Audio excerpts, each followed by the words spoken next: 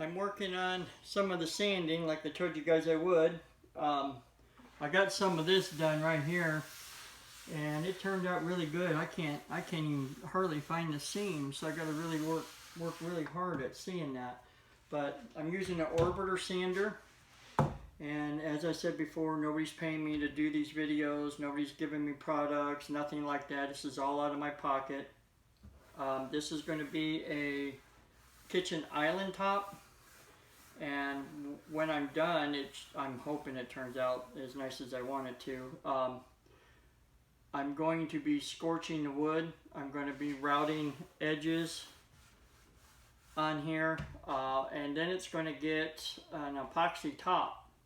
Now, I've never done epoxy before. This is going to be my first time, so you get to experience it right along with me, but you get to experience the part where you don't have to worry about messing up and losing out all the money. I'm the one that's got to worry about that, and I'm hoping it all comes together like I want it to. But I'm going to get back to sanding, okay?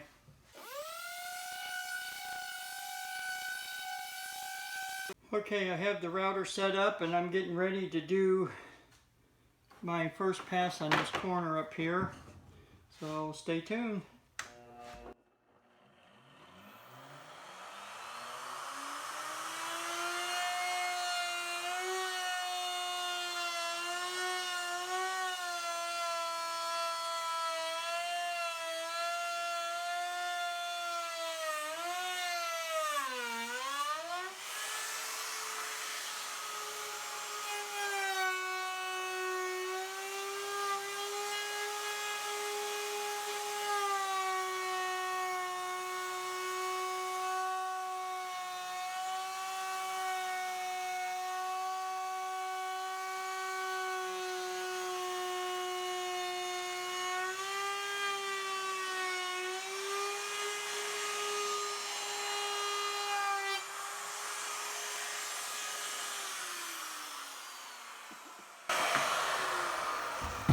Okay, I'm going to show you the design that we chose.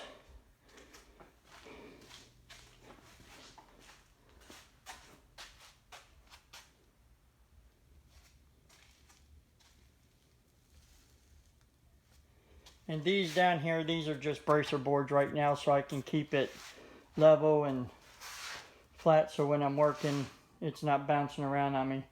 But I think that's a pretty good design for it. The epoxy will help soften up. I'm going to go ahead and lightly sand this. Well, I have to anyway, but I'm going to lightly sand this. And then when I pour the epoxy, it'll soften up the edges even more. Okay, I'm going to get back to routing the top out, and I'll talk to you guys in a few.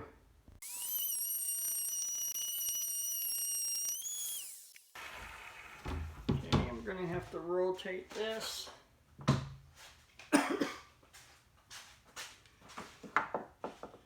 Get to this side over here.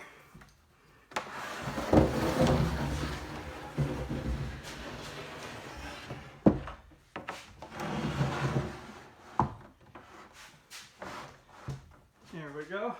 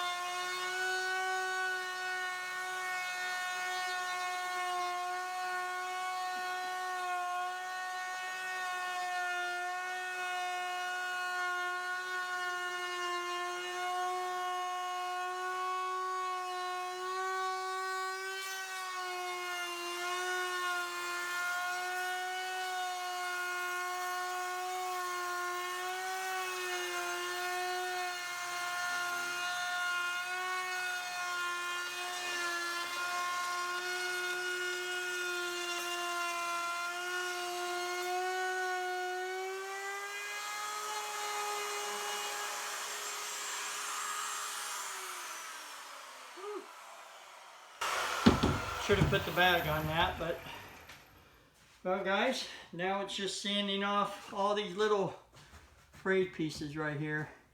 This wood, even though I've had it sitting for a while, feels kind of damp still for some reason. Maybe I should have checked the moisture on it. Okay, I'm going to get back to sanding now, so now I got to switch tools. Got the whole top routed, and here's the little fibers I was talking about. I don't know if you can see them just right there on the top edge a little bit. But overall, it's not too bad. Let's get you up there.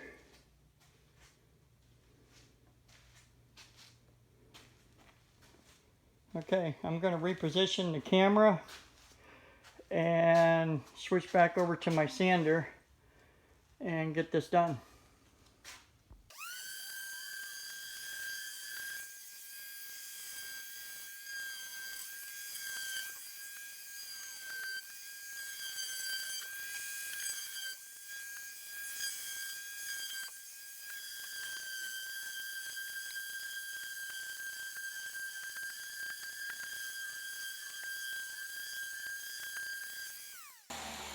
Guys, there's something that I wanted to bring up to you, and ladies, if there's any ladies watching.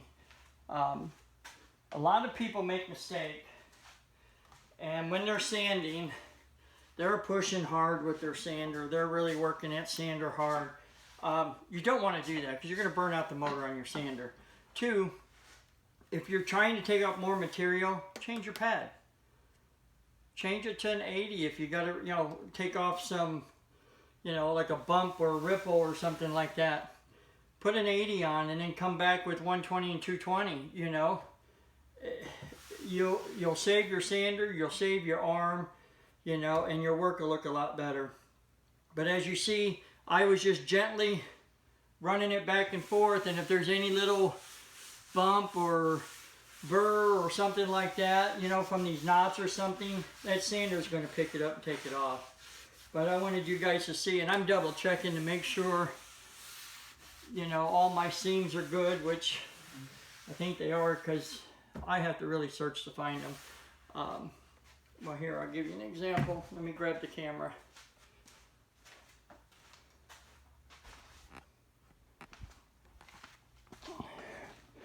Let's see here. I got better light over here so you guys will be able to see. Okay. Somewhere right in here.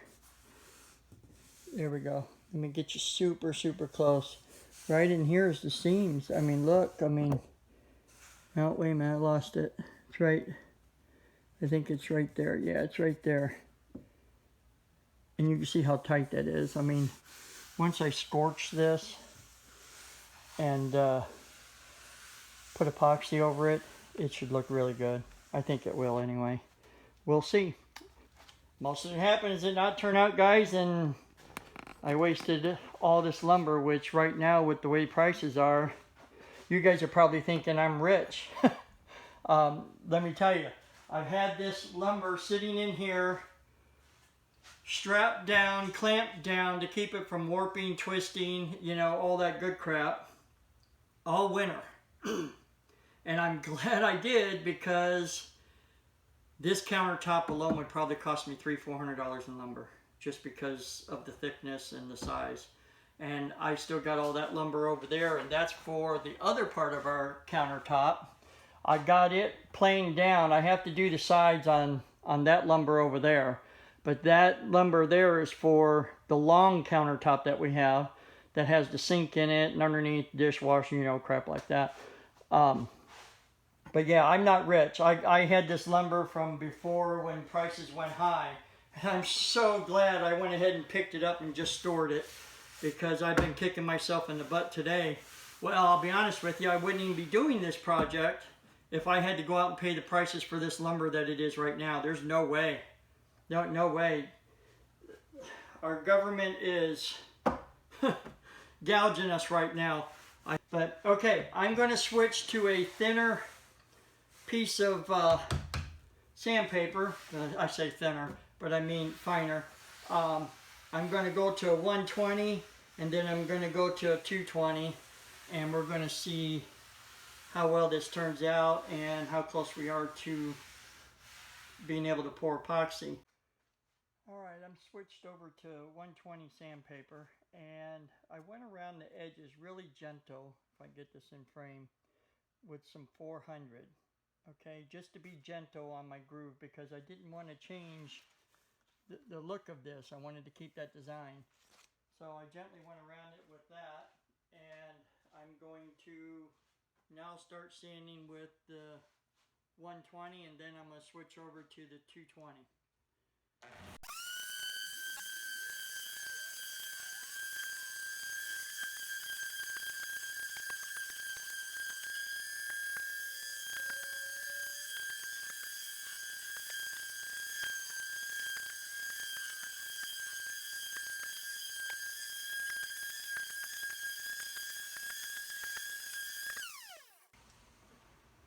While you guys are sanding, and you see I don't have a super tight grip on the sander because I want the sander to do the work and not my arms.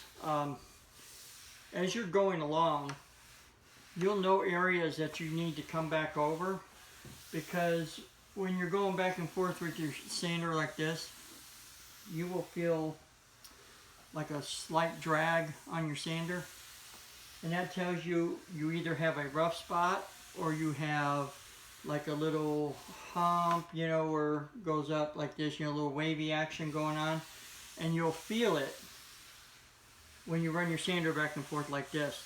Now see, I was up here more than I was down here, and when I get here I can feel my hand dragging on the wood more than it does up here.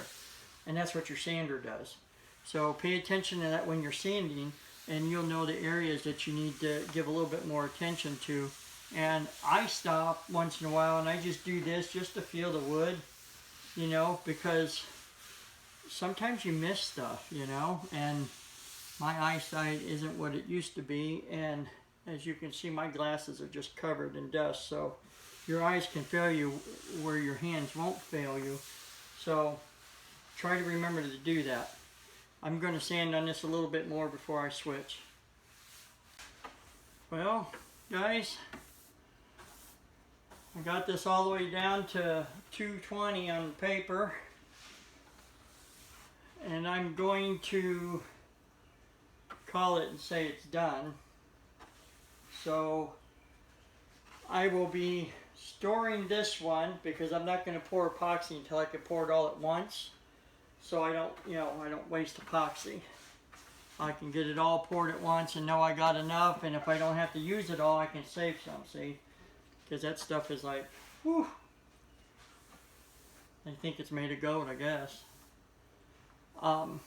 We will be putting a stencil across the middle. It's a stencil my wife wanted, but I have to check with the company with the epoxy to make sure that the epoxy will not peel up the stencil that she wants to put on. And I wanted to bury it in the clear coat and the epoxy to make sure that it was protected, because if I put it on top, it will more than likely get chipped, scratched, or cut, or some kind of crap. So I thought I would protect it with the rest of the table. So this one I'm going to wrap up in a moving blanket to keep it in good shape until I'm done with the big side. But I wanted to attempt the small side first, you know, the small island. I wanted to make sure I was capable of doing this work. I mean, I built other stuff, but for some reason, I don't know if it's because it's been a while since I've done stuff like this, I was kind of nervous, but I think it turned out okay.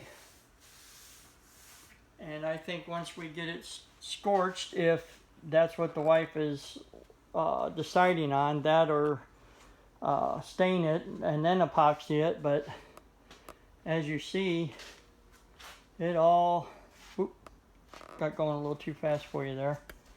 It all come together, and like I said, these boards down here are just so I can get the sander down. You know, I just got it underneath there so I can get the sander underneath, you know, on this side, so I can get that edge. But she looks like she's done. So next will be building the big one, and that one's going to be tough because it's going to take up every tabletop space I got in here to put that big one together, because it has to be level. And I don't know if you noticed here on this table, I don't know if you can see it, this table and this one, they're not the same, so I'm going to have to shim up. I'm going to have to shim this table here up so it'll meet this one, so I have an even surface. And I might even have to move that table down there that has all my gear on it right now, all my tools from doing this project. I might have to take that table, put it at the end of this one, so I can stretch those boards all the way out, because they got to be sitting flat while I'm working on them. And especially when I'm gluing them together, hooking them together, they have to be flat. It has to be on a flat surface.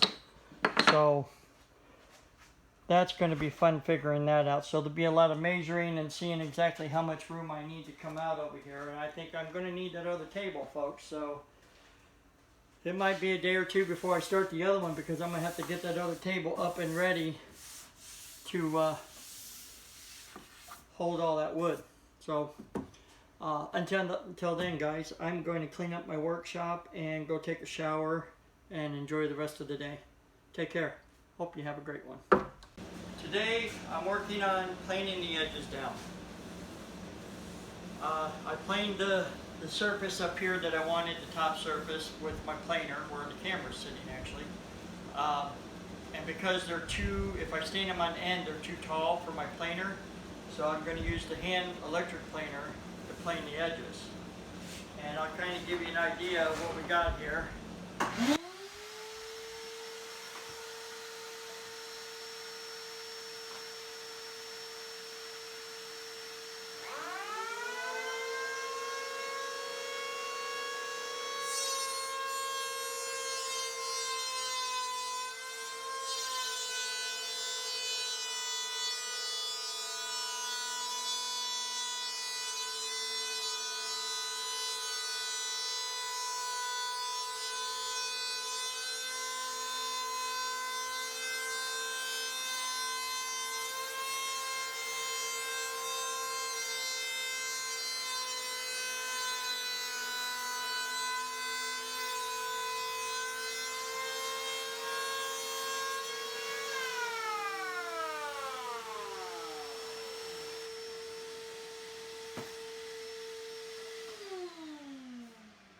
I want to show you guys what I found on this one piece of wood. So I'm going to have to do some repairs to it right here on this corner. See that? I'm going to, I know this is a little longer than I need. I might be able to just cut this section off, but as you see, it's giving me a nice crisp edge here. You can almost cut your finger on that. But yeah, once I get this all edged down here, I've got to do the other side, and I have some more boards over here.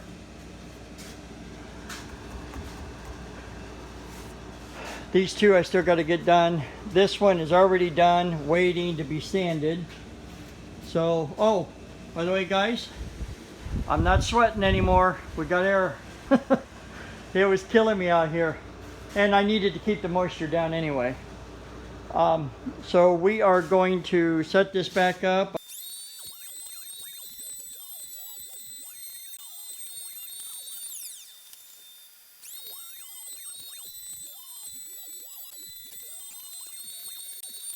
One more thing, guys. When you're using a planer, don't try to rush. Just take your time, nice and easy. Don't overwork the motor or the blades on your planer. Just take your time.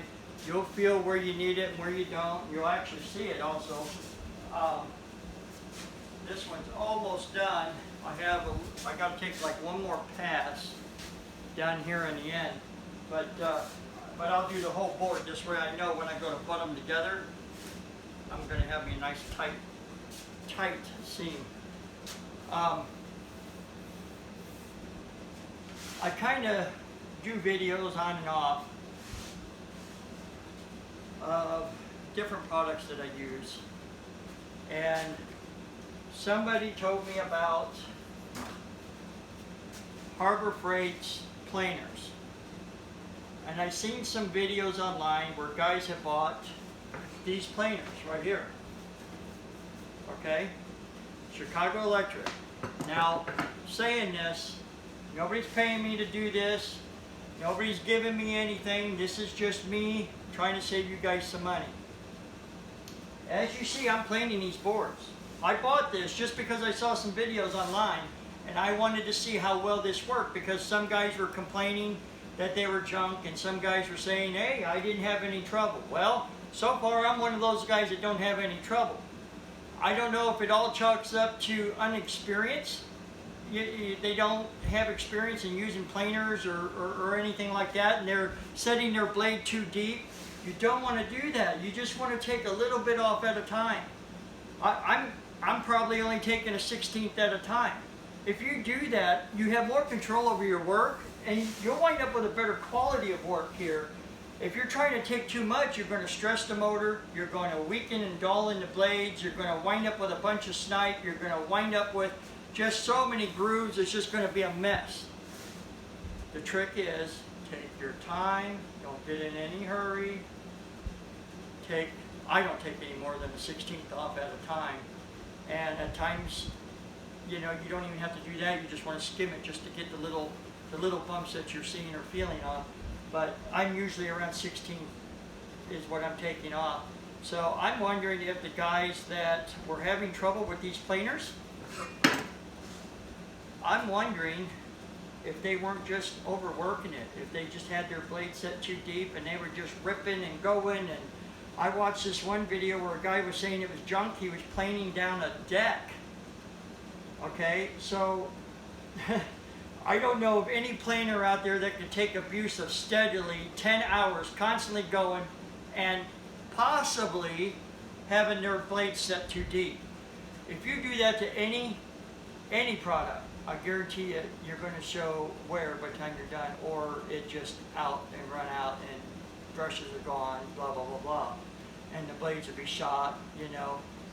The one video that I did watch, this guy was doing a deck with it, and he was saying it was junk, and I'm wondering if he just didn't overwork it. May not be the case, okay? It might have just been a bad unit. Nobody knows. I mean, you buy anything, you can have a bad unit. But I will keep in touch with you guys and let you know how well this works, and you know, if I have any trouble with it, because I tell you, I put my tools through the paces, okay? I just don't abuse my tools. When I'm done cleaning or working, I clean them up, you know, I make sure the dust is vacuumed off and blowed out, you know, because that's hard on electronics. So I'll let you know, by the time I'm done doing this project of building these kitchen countertops for my wife, I'll let you know how this is held up, because, you know, they're having to do 102-inch boards, and that's no small feat. But then again, I'm not working them real hard. A lot of people do. I see it all the time.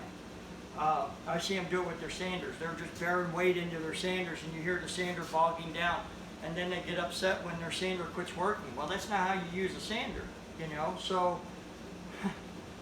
I think a tool works on how the person uses it.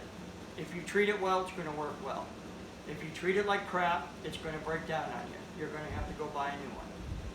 I had a sander it was a palm sander or arbor sander. I had it for 24 years, and just this year it stopped working. And I think the only reason it stopped working was because I lent it out a couple times to some friends and family, and they may not have used it correctly, and it wore down on the life of it. I think today, if I didn't lend that sander out, I think I'd still be using that sander today. But I'll let you guys know about this. This I'm not going to lend out to anybody. I'm just going to keep using it and see what happens. I'll be right back at you in a few. Okay, I kind of got this marked out just on the first board here. But we're going to be making the spots for our little biscuits here to join all the lumber together. I got this down here marked already, If you see what I'm doing right there, see if I can get you there. See the lines right here? That's so I know I got my biscuits centered on both sides. And I already got the joiner set up for the right depth on the boards. And it's set for a 90 degree because we want it to be flat. But this is pretty much all I'm doing right here right now is I'm taking this and I want to make sure my lines are to each board right in line with each other perfectly. And then all I do, because if it's off a eighth or whatever going further up the board, doesn't really matter as long as the lines that meet the two boards are even with each other. But I try to get it kind of square anyway, just to make sure. Something I do. But see, and this is all we're after right here. I don't know if you can see that or not. See if I can move it over there. Yeah, see the line right here? All we're doing is making sure they're right directly across from each other. This way when I join it,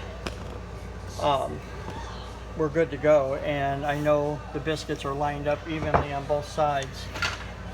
So we'll move down and we'll do another one right here.